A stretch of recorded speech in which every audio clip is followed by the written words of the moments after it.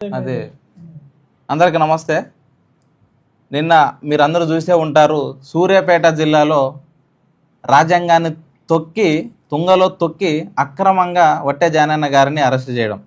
తెలంగాణ రాజ్యాధికార పార్టీ ప్రధాన కార్యదర్శి ఆయన అక్రమ రిజిస్టర్లు చెయ్యొద్దని చెప్పేసి ఆయన ధర్నాకి దిగితే, ఇంత దారుణంగా ప్రజాస్వామ్యంలో బతుకుతున్నామని మర్చిపోయి, రాజ్యాంగం పరిధిలో బతుకుతున్నామని మర్చిపోయి, పోలీసులు ఒక బీసీ నాయకుడిని, ప్రజల పక్షాన కొట్లాడుతున్న ఒక నాయకుడిని ఇంత దుర్మార్గంగా దారుణంగా అరెస్ట్ చేయడం ఎంతవరకు కరెక్ట్ అని చెప్పేసి మేము అడుగుతా ఉన్నాం.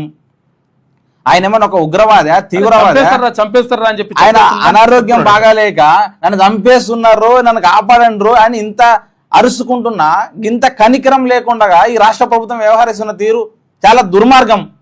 అయ్యా సీఎం రేవంత్ రెడ్డి గారు, మీకు త్వరలోనే తెలంగాణ రాజ్యాధికార పార్టీ నుంచి మిమ్మల్ని గద్దె దించే రోజులు దగ్గరగానే ఉన్నాయి. ఒక నాయకుడు ప్రజల పక్షాన ఉండి కొట్లాడడం నేరమా? ఈ పోలీసుల వ్యవస్థ కూడా ఇంత కుమ్మగాయడం ఎందుకు మాకు అర్థం కావట్లేదు. ఎస్సీ ఎస్టీ బీసీ మైనార్టీ ప్రజలు అంటే రాజకీయాలు చేయరాదు, ఎంతసేపు అప్పర్ క్యాస్ట్ నాయకులు మాత్రమే రాజకీయాలు చేయాలా? అలా రాజకీయాలు చేసి తప్ప?